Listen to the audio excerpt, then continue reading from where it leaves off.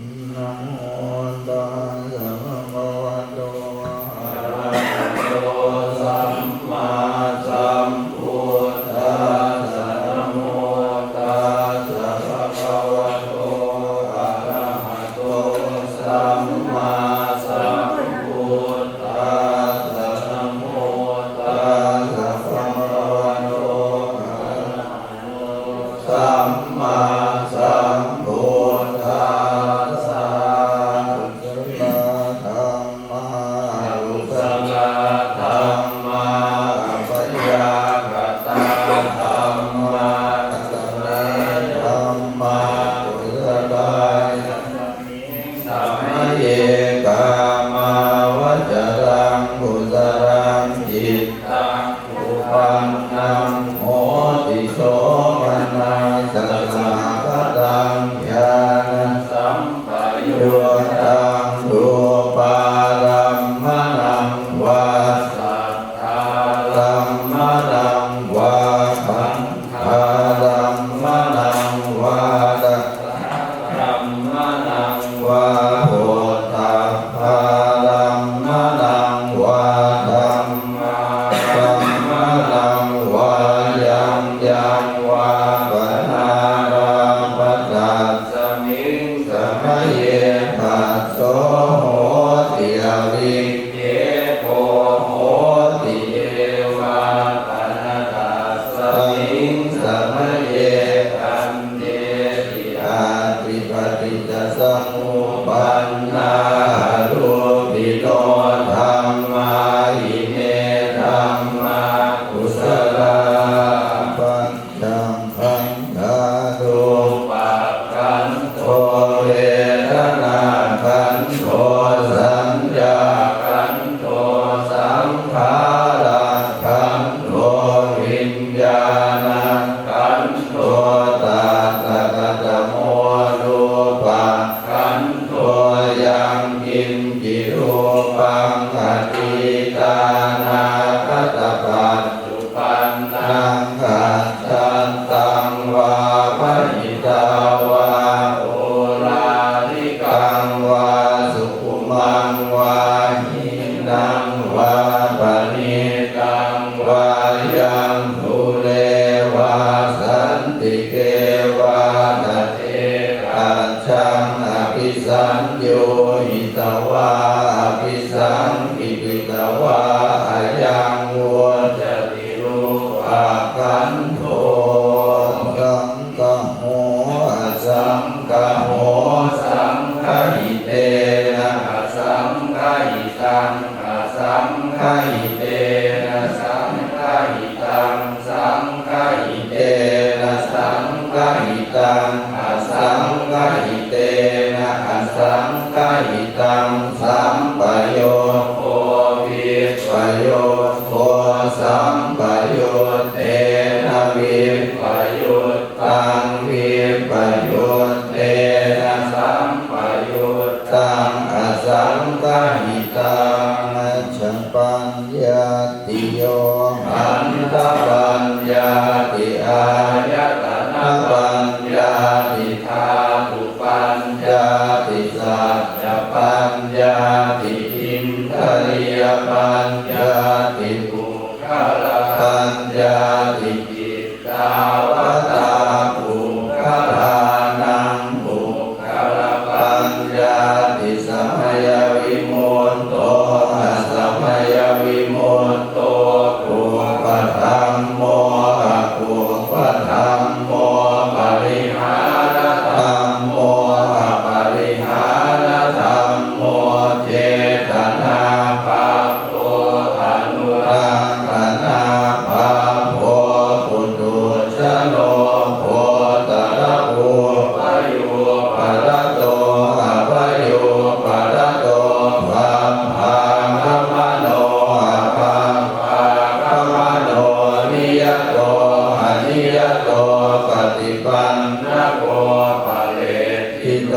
อะระหะอะระหันตายปฏิปันโนปะโลปะราภาติสัตถิกาตปรมัตเถนาติอามัน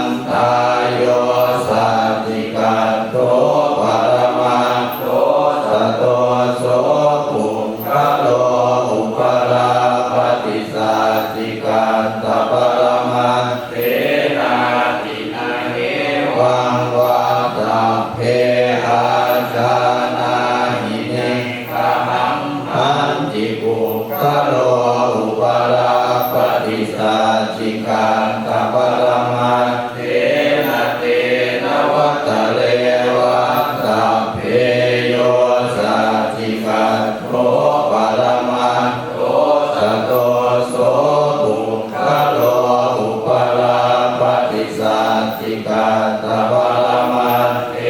นาติมิจฉาเยเตปิกุศลธัมมาสัพเพเต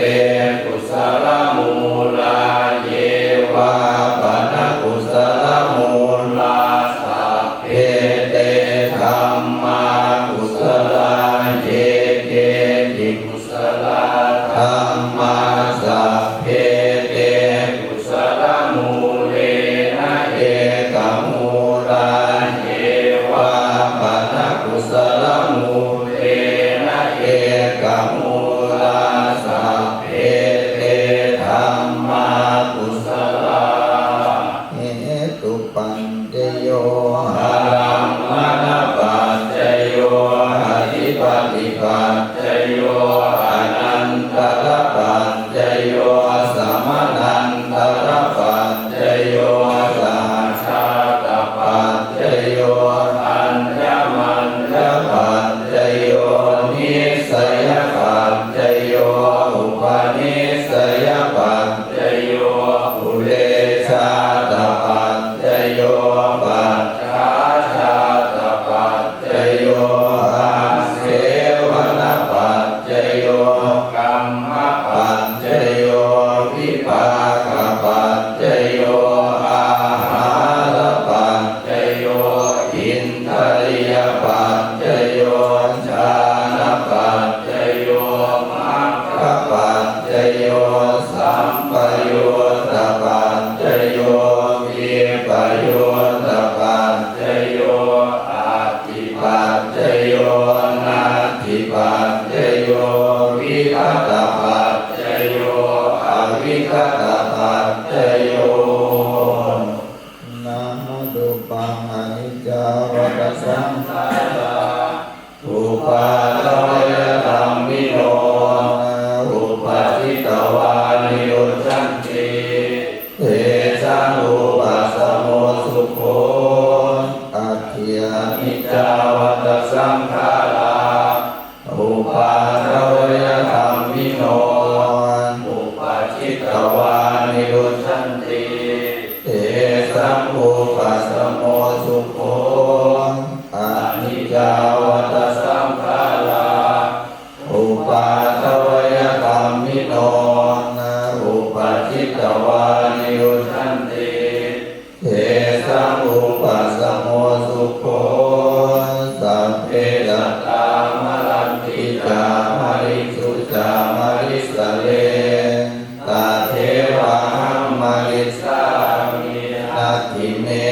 ตสังสยโยสัพพิติโยวิวัชชันตุสัพพะโลกวินาศตุ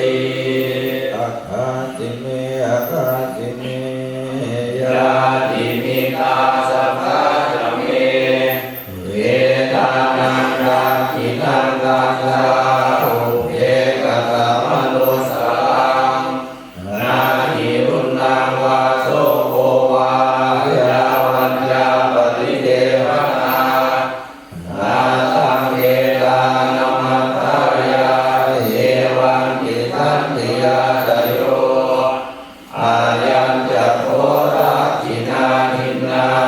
สังฆัมมิสุปฏิทิตาหิกาลตังวิลายัสสะทานะโสวะคาปฏิโสยานิธัมโมจายัมมิทัสสิโตเวทานะปูชาจักตาอุลาลาอารัญจภิกขุนามโนปฏินังตุเมหิปุญญังปัสสุตังอนาปคันติอาคาโตเวปัสสนานังอาคังธัมมังวิจารตังอาเกวุเตปัสสนานังอาทิเมเยอนุตตะเรอาเกธัมเมปัสสนานังวิราภูปัสสเมสุเขอาเทสัมเขปัสสนานังปุญญาเขเตอนุตตะเรอาคาสมิงคานังกัสตังอาคังปุญญังภวันตติอาคังอายุจวันโนจรยโสติติสุขังพลังอาคาสัตตาตาเมธาวีอาคาตัมมาสมาหิโตเอวะภูโตมนุสโสวาคัมปันโตสมโภทัตติติยัสสะสัตตาตถาคตเตอจลาสุปฏิทิตังสีอัจจยัสสะกัลยานังอริยกัลลังปัสสังสิตังสังเฆปัสสะโตยัสสะทิอุชุภูตังจัตตัสสนังอาทาริโตติตังอาหัวโมหันตัสสะชีวิตัง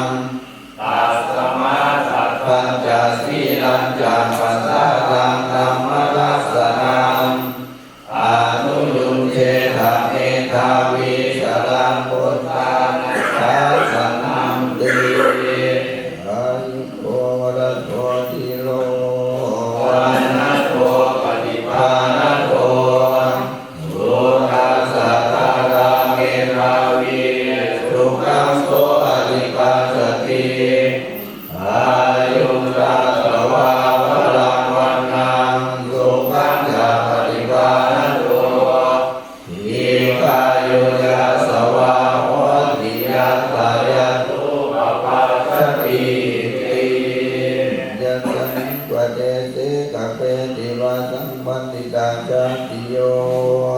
สีลวันเตทาโพเชตวาสัญญเตธัมมจาริโน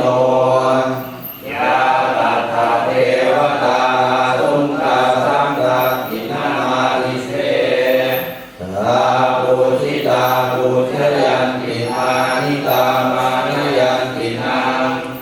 ตาโตนังอนุกัมปันติมาตาปุตตังวะโอทัสสังเทวตานุกัมปิโตโอโสสัทธาภัตตลานิปัสสติโสอัตตะโอสุจิโตวิรุณโภปุรทัสสเนอาโลโกสุจิโตโห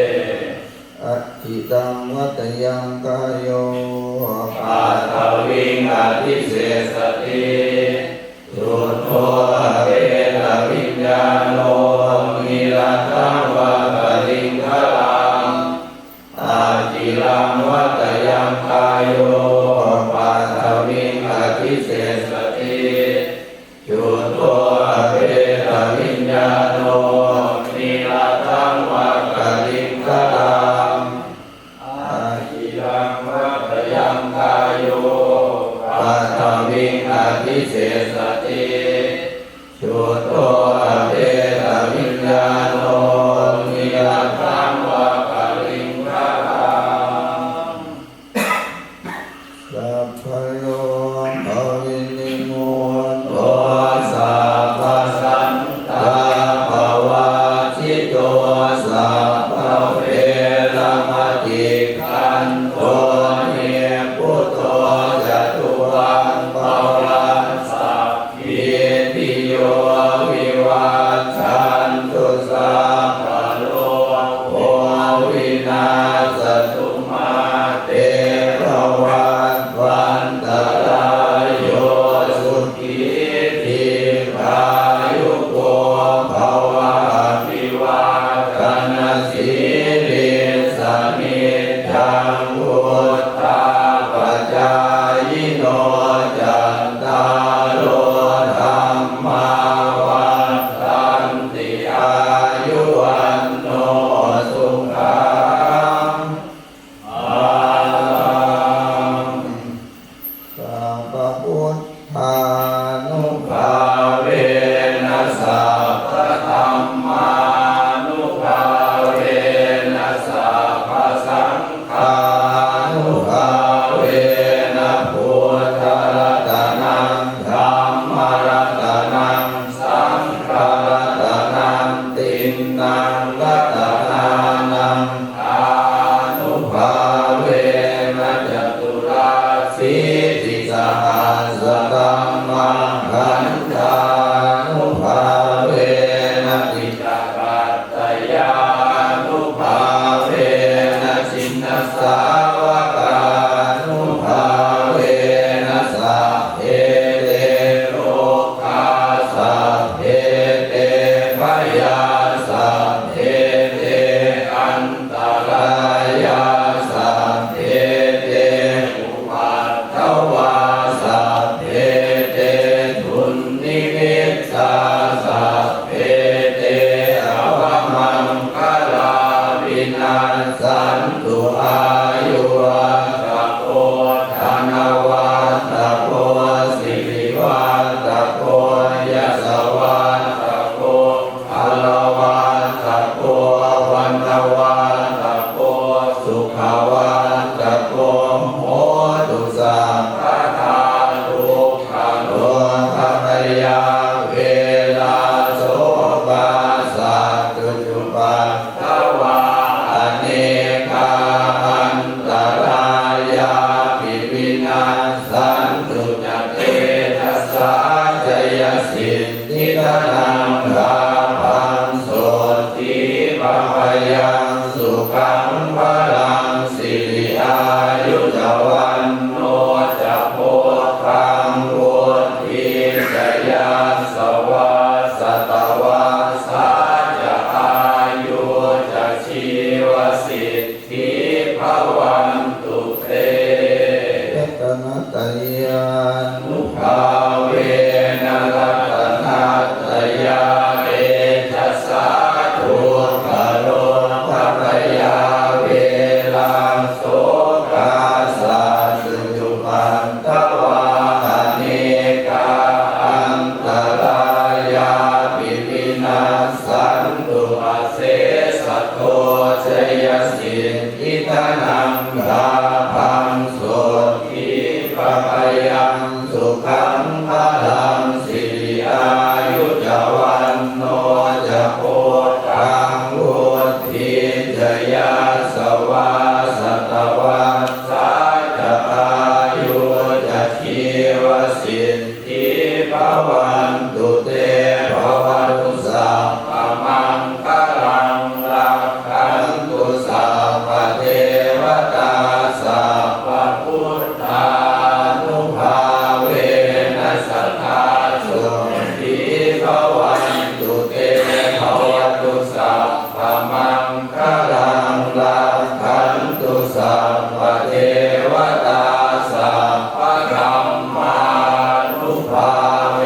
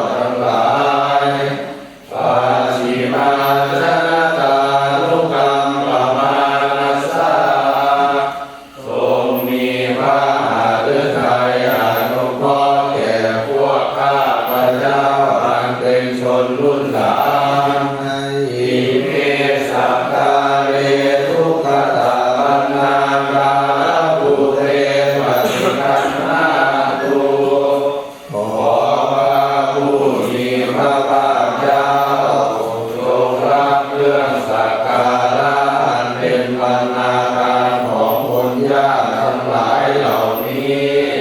ธรรมะกัมพีฆะตังหิตายาสุขา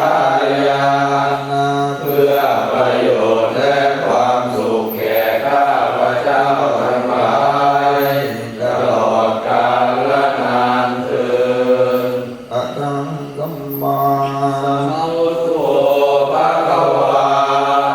พระผู้มีพระภาคเจ้าเป็นพระอรหันต์ดับเพลิงกิเลสเพลิงทุกข์สิ้นเชิงตรัสรู้ชอบได้โดยพระองค์เองพุทธังภคะวันตังอภิวาเทมิข้าพเจ้าอภิวาทพระผู้มีพระภาคเจ้าผู้รู้ผู้ตื่นผู้เบิกบานสวากขาโตภะคะวะตาธัมโมพระธรรมเป็นธรรมที่พระผู้มีพระภาคเจ้าตรัสไว้ดีแล้วธัมมังนัมมัสสามิข้าพเจ้านมัสการพระธรรมสุปฏิปันโนภะคะวะโตสาวกสังโฆพระสงฆ์สาวกของพระผู้มีพระภาคเจ้าปฏิบัติดีแล้วสังฆังนะมามิข้าพเจ้านอบน้อมพระสงฆ์ นะยังพุทธัสสะภะคะวะโตอุปมานะมะมะมังอะโรมาสินะโมตัสสะภะคะวะโตอะระหะโตสัมมาสัมพุทธัสสะนะโมตัสสะภะคะวะโตอะระหะโตสัมมาสัมพุทธัสสะนะโมตัสสะภะคะวะโต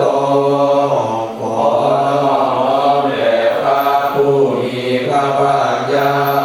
พระองค์นั้นอะระหะโตซึ่งเป็นผู้ไกลจากกิเลสสัมมาสัมพุทธัสสะตรัสรู้ชอบได้โดยพระองค์เองนะยังพุทธาภิกขุติงกโรมาสิโยโสตัคคะคะโตพระตถาคตเจ้านั้นพระองค์ใดอะระหังเป็นผู้ไกลจากกิเลสสัมมาสัมพุทโธเป็นผู้ตรัสรู้ชอบได้โดยพระองค์เองวิชาจารณสัมปันโนเป็นผู้ถึงพร้อมด้วยวิชาและจารณะสุขโตเป็นผู้ไปแล้วด้วยดีโลกัพพิทูเป็นผู้รู้โลกอย่างแจ่มแจ้งอนุตตโร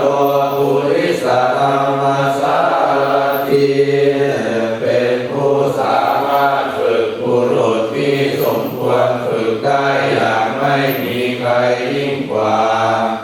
สัทธาเทวมนุสสานังเป็นผู้สอน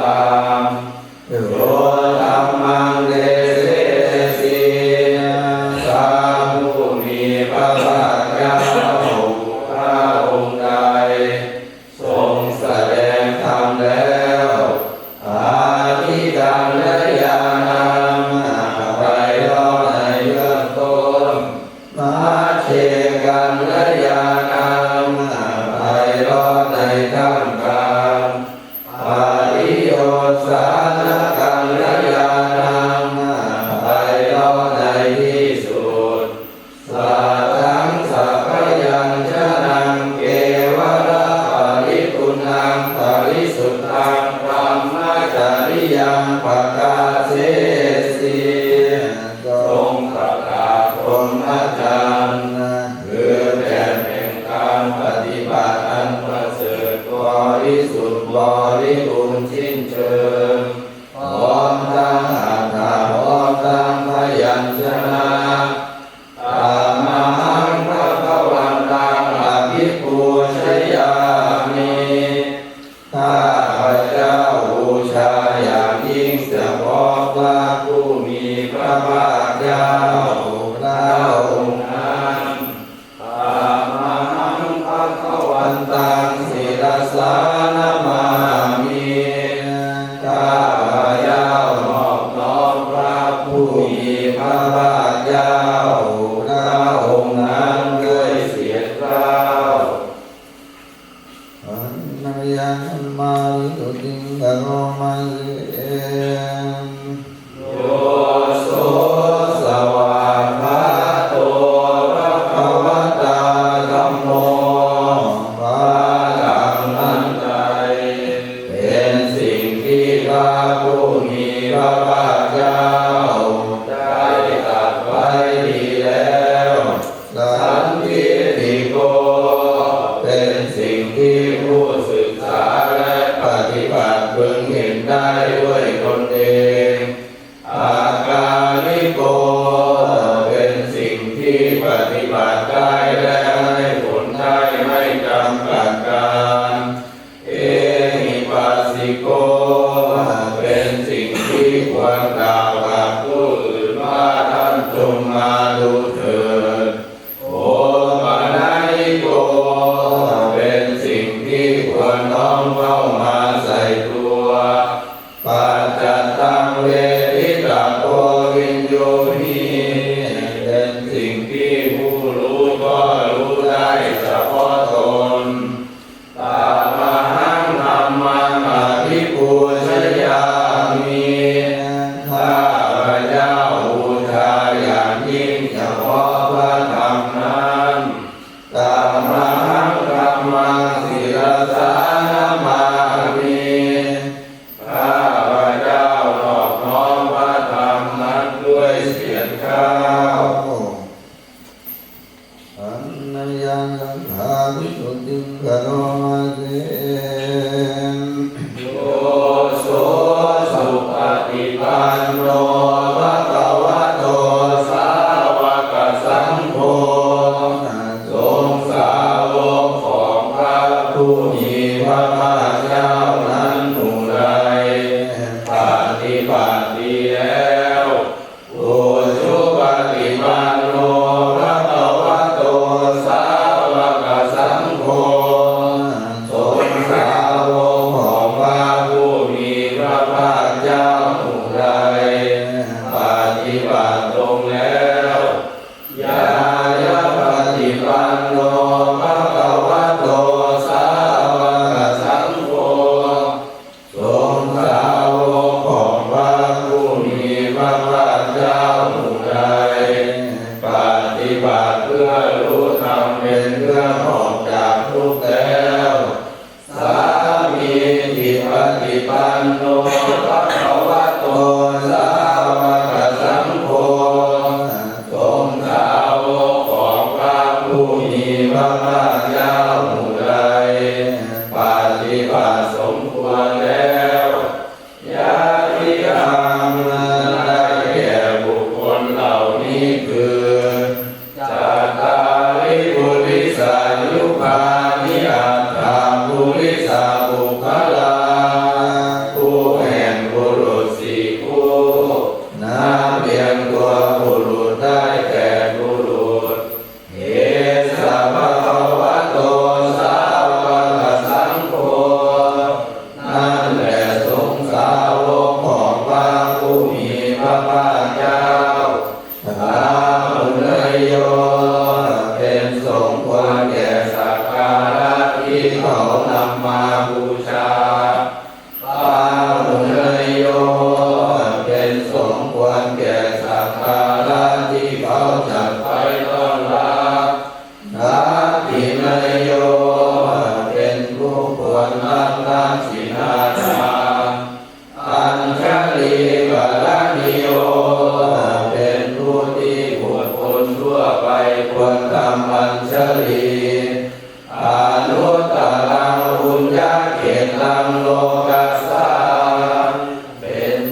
นาบุญของโล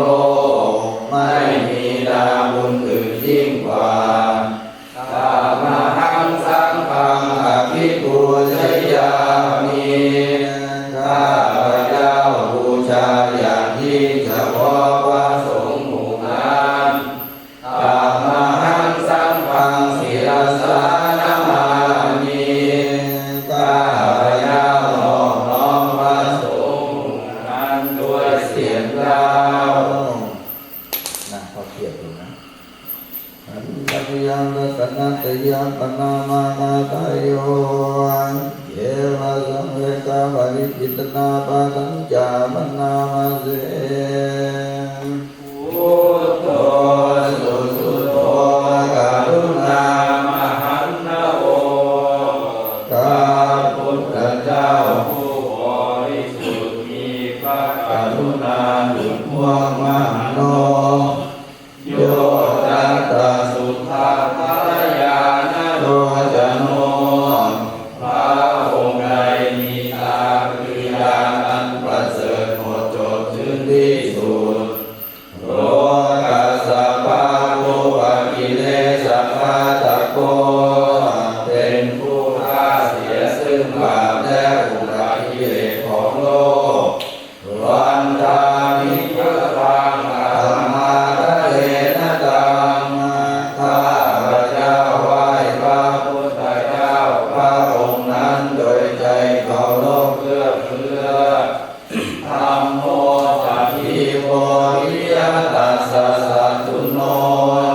พระธรรมของพระศาสดาสว่างรุ่งเรืองเปรียบดวงอาทิตย์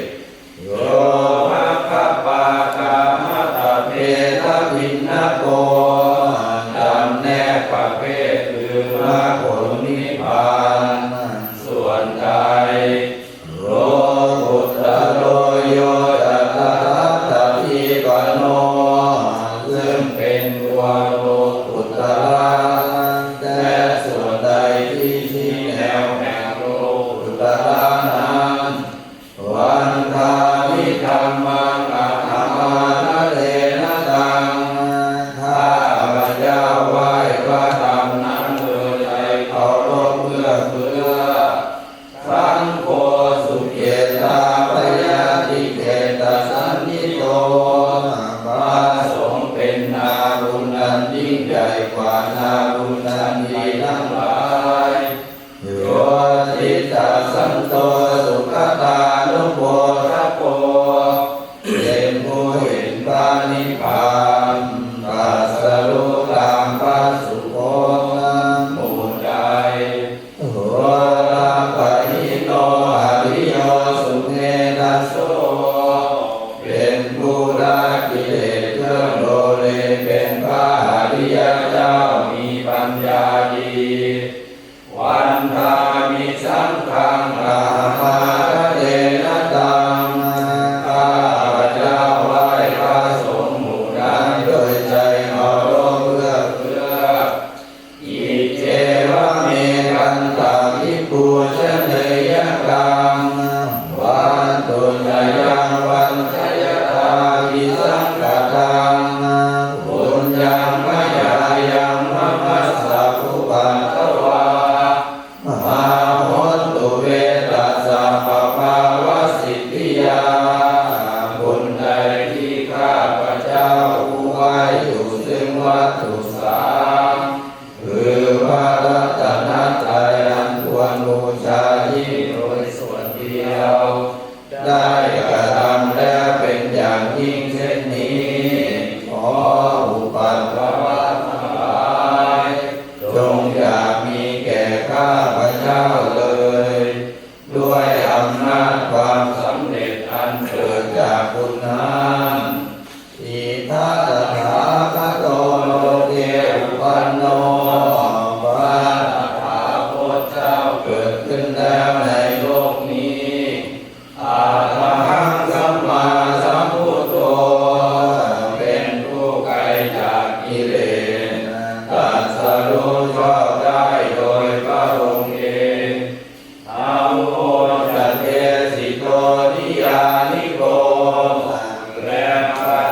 ที่ทรงแสดงเป็นธรรมเพื่อออกจากทุกข์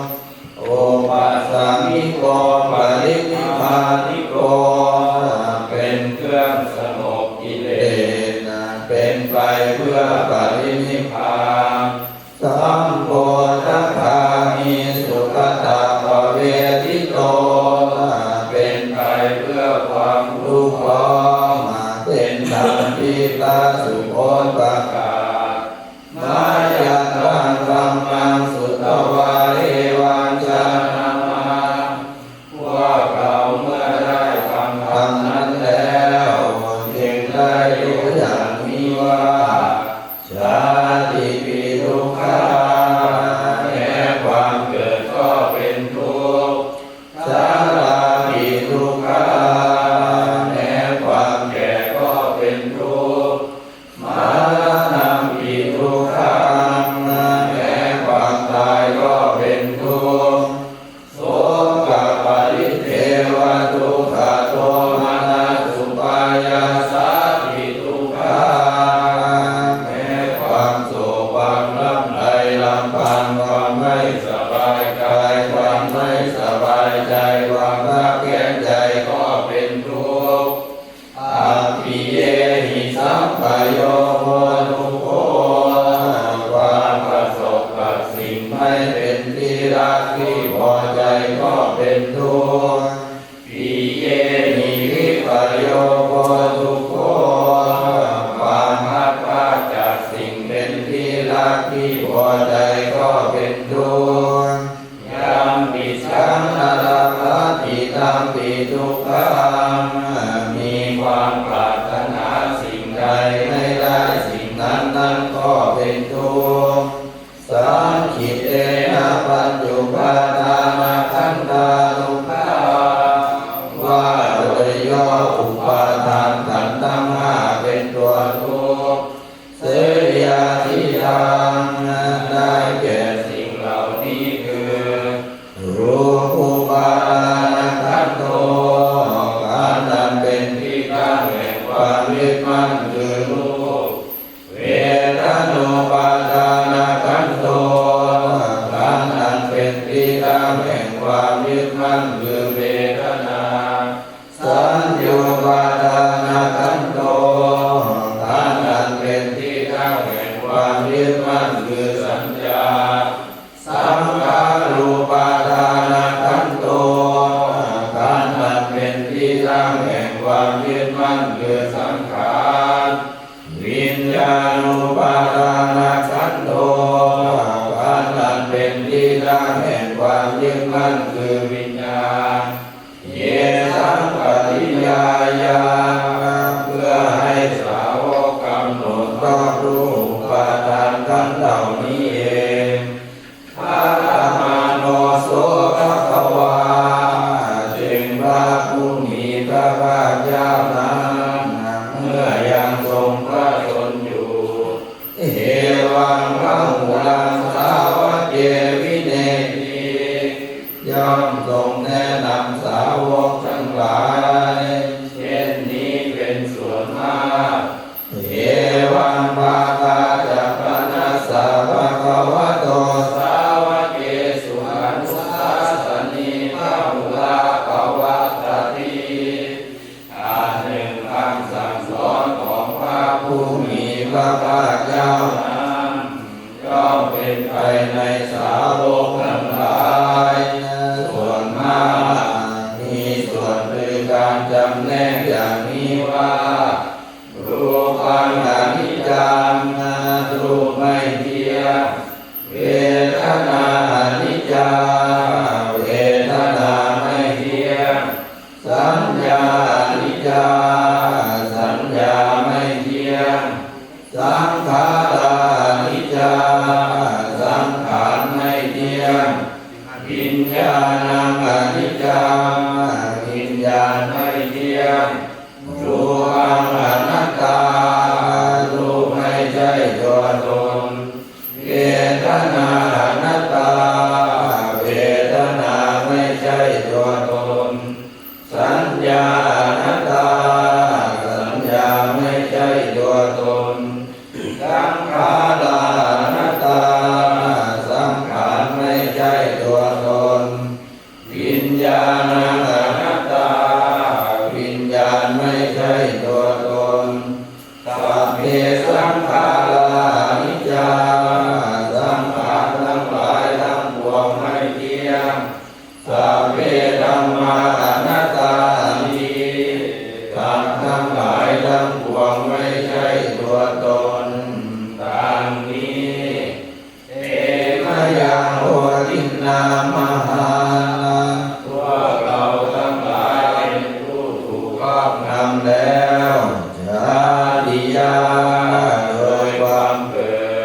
ชาลามะเนนา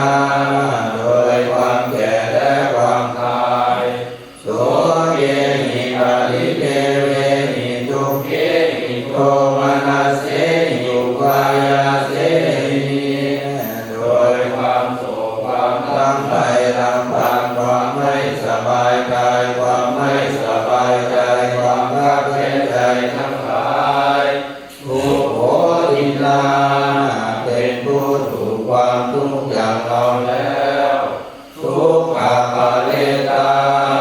เป็นผู้มีความทุกข์เป็นเบื้องหน้าแล้วอาเปวะนานิมัสสะเทวะสัตทุกขามันตัสสะอันจากิริยาปัญญาเยธาติทำฉะนั้นการทำที่สุดแห่งกองทุกข์ทั้งสิ้นนี้จะพึงปรากฏชัดแก่เราได้ทีละปรินิพพุตังทิตังภวันตังอุทิสาตังสัมมาสัมพุทธังเราทั้งหลายคิดเฉพาะพระผู้มีพระภาคเจ้าผู้ไกลจากกิเลสตรัสรู้ชอบได้โดยพระองค์เองแม้ปรินิพพานแล้วพระองค์นั้นสัทธาคาสมาการิยังกัมมชิตาเป็นผู้มีศรัทธาออกบวชจากเรือนไม่เกี่ยวข้องด้วยเรือนแล้วตัสสมิงภะคะวะติธรรมจาริยังจารามาประพฤติอยู่ซึ่งความพระธรรมในพระผู้มีพระภาคเจ้าพระองค์นั้นอิอุรังสิกขาสาธิวัสสมาปันนาถึงพร้อมด้วยสิกขาและธรรมเป็นเครื่องเลี้ยงชีวิตของภิกษุทั้งหลายตันโนภะมะจาริยามอิมัสสะเกวะสัตทุกขามันตัสสะอันตากิริยาสังวัตตุขอให้พรหมจรรย์ของเราทั้งหลายนั้นจงเป็นไปเพื่อการทำที่สุดแห่งกองทุกข์ทั้งสิ้นนี้เถิดนัมยังกังปณิกาปัจเจเกนามานังปนามาเตสังขารโยนิโสติวะตังปฏิเสวามิเราย่อมเป็นดาราโดยแยกไปแล้วนุ่งจีวรยาวะเทวาสิตัสสะปฏิฆาตายาเพียงเพื่อบำบัดความหนาวอุณาสาปฏิฆาตายาเพื่อบำบัดความร้อนรังสัมมากัสสวะตาตปาสิลิงตปาสัมปัสสะนาปฏิฆาตายาเพื่อบำบัดสัมผัสอันเกิดจากเดือดยงลมแดดและสัตว์เลื้อยผ่านทั้งหลายยาวะเทวาหิริโกตินาปฏิชาตนาคัมและเพียงเพื่ออุทิศอวัยวะอันได้เกิดความละอายปฏิสังขารโยนิโสวินทวานังปฏิเสวามิเราย่อมพิจารณาโดยแยกไปและสันติตวาเนวะตวายาไม่ให้เป็นไปเพื่อความเพลิดเพลินสนุกสนานนามาตายาไม่ให้เป็นไปเพื่อความเมามันเกิดกำลังพลังกางกายนามันตายาไม่ให้เป็นไปเพื่อประดับนาวิบูสนายาไม่ให้เป็นไปเพื่อตกแต่งยาวะเทวาอิมัสสะกายสัตติติยาแต่ให้เป็นไปเพื่อทั่วความตั้งอยู่ได้แห่งกายนี้ยาปนายาเพื่อความเป็นไปได้ของอัตภาพวิหิงสุปาทิยาเพื่อความ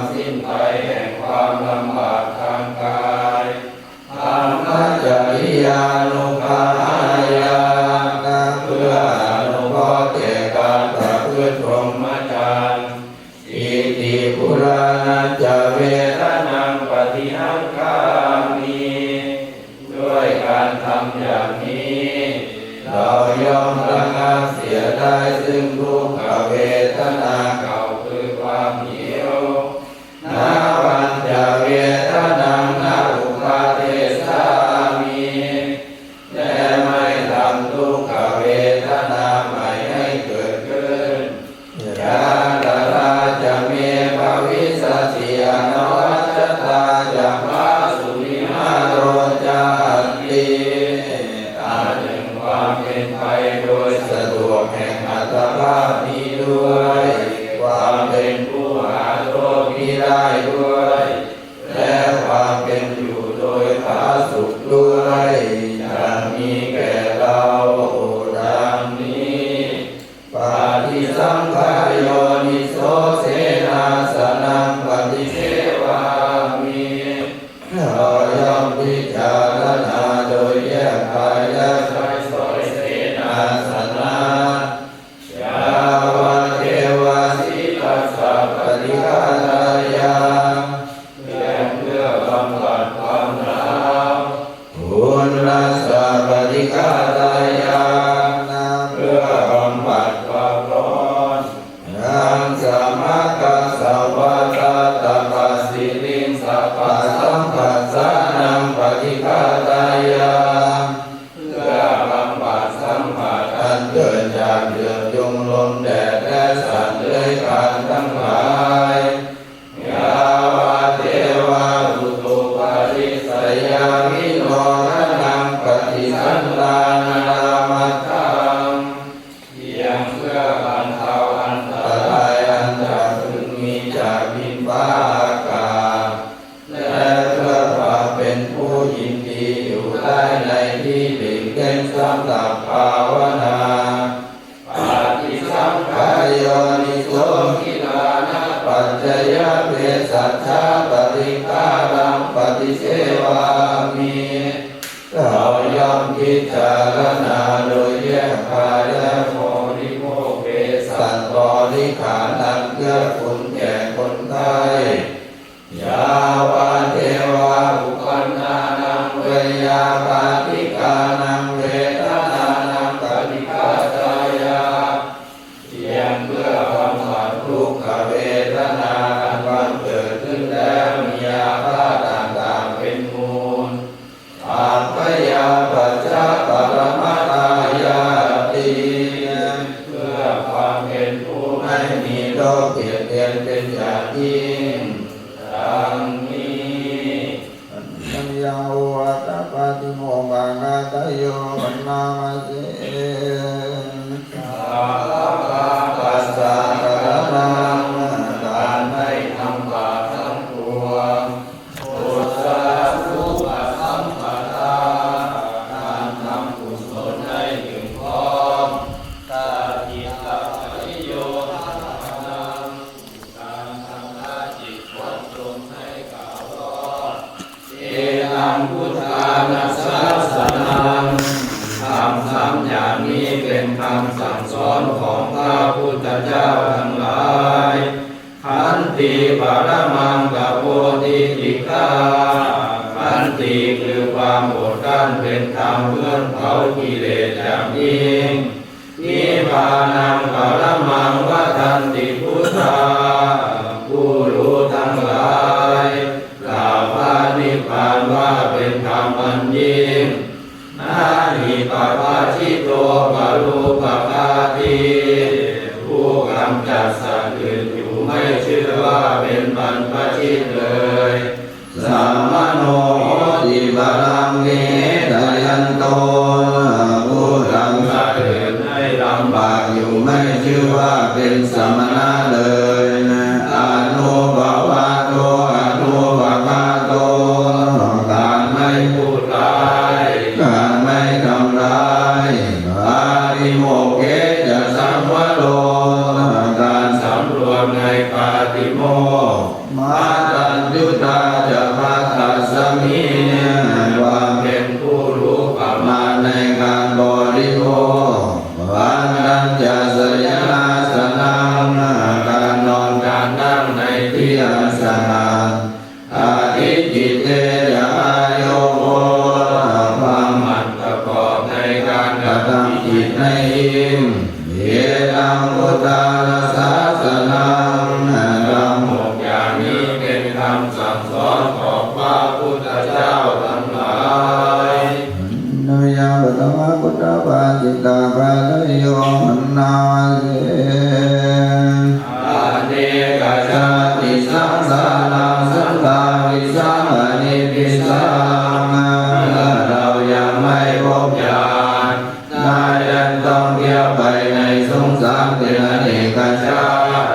ข้ามาคาลังพระเวสสันโตทุกขาชาติกุณะกุณังแสวงหาอยู่ซึ่งในยังผูกเรือนคือตัณหาผู้สร้างโภการเกิดทุกข์เราเป็นทุกข์ลำไปข้าคาลกติโตสิกุณะเกียรตินาคาสีนี่แหละนายช่างผูกเรือนเรารู้จักเจ้าเสียแล้วเจ้าจะทำเรือนให้เราไม่ได้อีกต่อไปลาภะเทวะสุขาภัพพาพระอากุณังวิสังขตังคงเรือนของพระของเจ้าเราหากเสียแล้วยอดเรือนเราก็ซื้อเสียแล้ววิสังขารคตังกิตังกัมมานังกายมัชฌัตังจิตของเราถึงแล้วซึ่งสภาพที่อะไรปรุงแต่งไม่ได้อีกต่อไปมันได้ถึงแล้วซึ่งความสิ้นไปแห่งตัณหาปัญญาปฏิมาอุตโตวันปาสังปนาเสอันทัสสานิพิกเวอามันตยามิโหดูก่อนภิกษุทั้งหลายบัดนี้เราขอเตือนท่านทั้งหลายว่าวายธรรมาสังขาราสังขารทั้งหลายมีความเสื่อมไปเป็นธรรมดาอัปปมาเทนะสัมปาเทนะท่านทั้งหลายจงทำความไม่ประมาทให้ถึงพร้อมเถิดอายังคาตัสสะปัจฉิมาวาจา